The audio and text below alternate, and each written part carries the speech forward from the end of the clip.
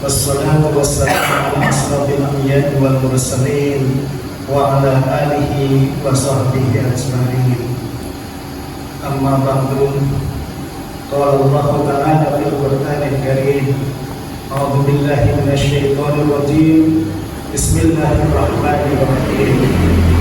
Ya ayyuhalladzina amanu kutiba alaikumus syiyam kama kutiba alal ladzina min qablikum la'allakum tattaqun. Shadaqallahu. Hadirin jamaah subuh rahimakumullah. Alhamdulillah, kita panjatkan puji syukur pada Allah Subhanahu wa taala bahwa kita semuanya masih diberi kesempatan dan diberi kesehatan, diberi segalanya oleh Allah Subhanahu wa taala, sehingga pada pagi hari ini kita masih bisa melaksanakan jamaah subuh bersama-sama. Tanpa adanya kesehatan yang prima, tanpa adanya kesempatan, tanpa adanya semuanya yang ada, kesehatan dan lain sebagainya, kita tidak bisa melaksanakan ibadah subuh bersama. Hadirin jamaah subuh rahimakumullah, bahwa kita sudah memasuki hari ketiga dari bulan Ramadan.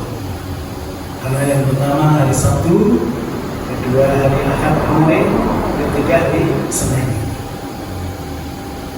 Sebagaimana tadi yang kita sampaikan, bahwa dasar adanya kewajiban kita untuk melaksanakan puasa di bulan Ramadan itu tadi sudah kita sebutkan. Ya ayyuhalladzina amanu, wahai orang-orang yang beriman. Jadi yang diwajibkan oleh Allah Subhanahu wa taala itu adalah orang-orang yang beriman. Jadi kalau kita mengaku beriman, wajib melaksanakan puasa Ramadan. Kutiba alaikumus syiyam, diperintahkan atau diwajibkan padamu adalah puasa. Kama kutiba alal ladzina min qablikum, sebagaimana diwajibkan kepada umat-umat sebelum kamu. Umat sebelum kita juga diwajibkan puasa. Terutama yang sering kita laksanakan oleh orang Islam, yaitu adalah puasa Nabi Daud. 1 hari puasa, 1 hari tidak, 1 hari puasa, 1 hari tidak. Nah, itu diwajibkan juga di umat Nabi Daud. Nah, kita sebagai umat Islam diwajibkan di bulan Ramadan. Apa tujuannya untuk puasa ini? La'allakum tattaqun, supaya kamu bertakwa. Artinya apa Bapak Ibu sekalian yang berbahagia? Derajat takwa itu adalah derajat yang paling tinggi di sisi Allah. Untuk supaya mencapai derajat yang paling tinggi yaitu takwa, kita diwajibkan untuk puasa di bulan Ramadan sebulan penuh. Sebulan itu bisa 28, bisa 29, bisa 30, itu 1 bulan. Nah, makanya di dalam Al-Quran disebutkan inna akramakum indallahi atqakum. Sesungguhnya derajat yang paling tinggi di sisi Allah adalah orang yang paling bertakwa. Sekarang apa sebenarnya orang bertakwa itu? Orang yang betul-betul yang sudah bertakwa adalah orang yang melaksanakan perintah-perintah Allah dan selalu menjauhi larangan-larangan.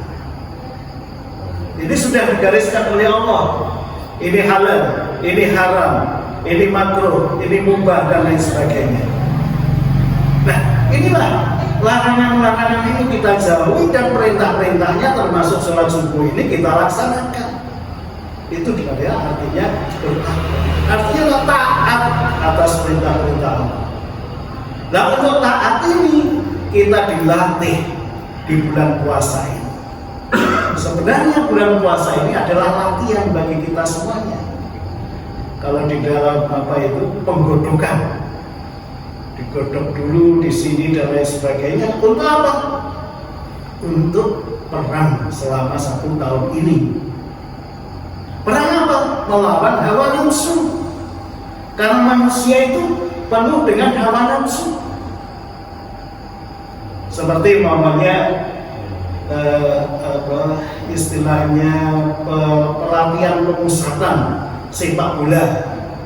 Jadi dipanggil yang bagus-bagus, dilatih di sini, digodok di sini selama 1 bulan. Untuk apa? Untuk turnamen. Nah, kita di bulan puasa ini juga dilatih mengendalikan hawa nafsu kita, tidak makan, tidak minum, tidak apalagi berkata yang kotor, tidak ini dan lain sebagainya, tidak kalau suami istri tidak berhubungan badan dan lain sebagainya. Bahkan untuk melihat sesuatu aja kita juga harus pikir-pikir. Nah, ini semuanya dilatih badan kita selama 1 bulan penuh. La'allakum tattaqun, supaya bertakwa. Artinya mau melaksanakan perintah Allah dan menjauhi larangan-larangan. Kapan itu dilaksanakan pertandingannya? Ya selama setahun ini, setelah puasa sampai puasa yang akan datang. Bukan setelah puasa sudah selesai seperti dulu lagi. Harusnya ada efeknya, atau ada asarnya, atau ada bekasnya. Kita dididik di bulan puasa ini untuk melaksanakan semuanya itu.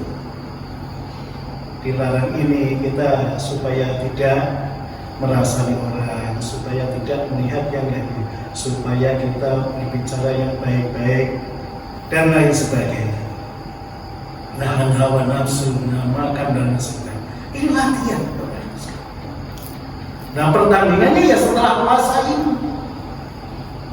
Kadang-kadang orang terbalik, mumpung bulan puasa seperti ini, nanti setelah puasa udah seperti dulu lagi.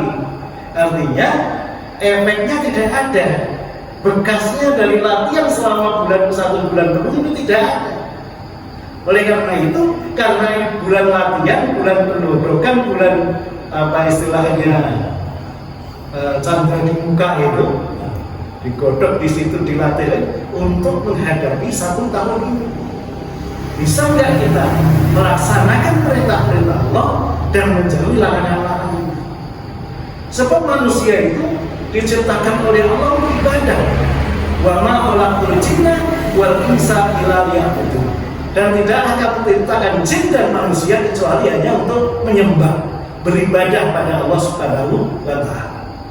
Contohnya di dalam Islam, selain sholat yang biasa sudah kita lakukan, habis bangun tidur atau bangun tidur langsung kita disunahkan untuk berdoa.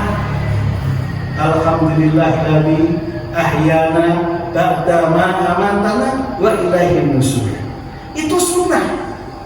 Kalau sunnah itu ibadah. Setelah itu langsung mau masuk kamar mandi. Allahumma inni a'udzubika minal khubusi wal khaba'is. Doa lagi. Itu juga ibadah. Keluar dari kamar mandi juga begitu berdoa. Setelah itu melangkahkan ke masjid, dari rumah sudah berdoa, sampai masjid berdoa, nanti keluar masjid juga berdoa. Bahkan orang yang sudah berkeluarga aja, hubungan suami istri aja dengan doa. Belum lagi yang kita sholat selama sehari semalam 5 kali. Dari subuh, zuhur, asar, maghrib, isya. Nah, ini memang penuh dengan ibadah. Belum dengan yang lain-lain.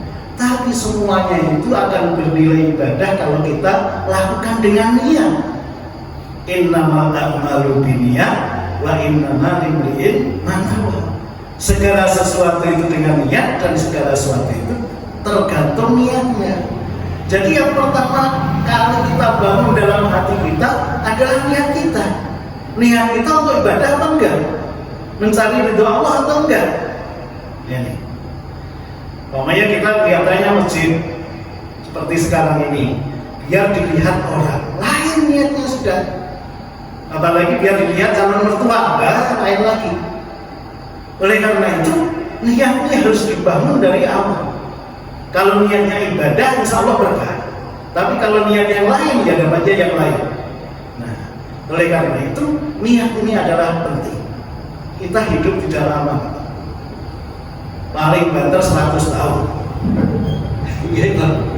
Kalau sekarang sudah berapa tahun, tinggal hitung. Itu kalau sampai 100. Gitu. Kenapa? Tidak harus yang mati itu yang tua dulu. Yang muda dulu nggak ada banyak. Nggak ada katakan yang muda mati dulu nggak pantas, nggak ada. Lahir mati ya pantas ya. Wah, nggak pantas dulu baru lahir langsung mati ya. Ya ada. Itu masih kuat-kuatnya. Tabrakan jedes mati. Ya pantas juga nggak ada. Wah, si muda mati ya. Ya ada yang katakan nggak pantas. Artinya semua pantas. Apa artinya? Bahwa kita ini sudah ditentukan oleh Allah. Jatah hidup kita, cuma kita lupa. Karena manusia itu tempat salah dan lupa. Al-insan makan lupa wanisnya. Manusia itu tempat salah dan lupa. Siapa yang pernah lupa? Siapa yang pernah salah? Kapan naruh kunci aja lupa di mana ya? Artinya manusia itu tempat lupa. Sama dengan dulu kita sudah ditetapkan umurnya berapa, rizkinya bagaimana nanti. Jadi Allah itu sudah menetapkan kita rizki masing-masing, jodohnya bagaimana. Nah, oleh karena itu, mari kita mumpung masih diberi kesempatan oleh Allah, tidak harus yang tua duluan, bisa saja yang muda, apalagi yang tua ya mesti tetap itu. Seperti saya ini mungkin sudah asam ya. Kalau matahari dari pagi sampai siang. Nah kalau sudah umur 60 tahun itu udah asam. Nanti sampai maghrib ya sudah selesai. Itu semuanya akan mengalami begitu. Bukan nakuti. Ya toh. Nah tapi ingat, bukan yang tua lebih dulu, bisa saja yang muda lebih dulu. Jadi nggak boleh anak muda nanti aja kalau sudah tua mau ibadah, jangan. Kata Bibu itu dalam lagunya, berbuat baik jangan ditunda-tunda. Jangan nanti kalau sudah tua, ya kan semua tua kamu enggak. Nah oleh karena itu kita mumpung masih diberi kesempatan oleh Allah, mari kita gunakan, apalagi di bulan Ramadan ini yang penuh dengan macam-macam.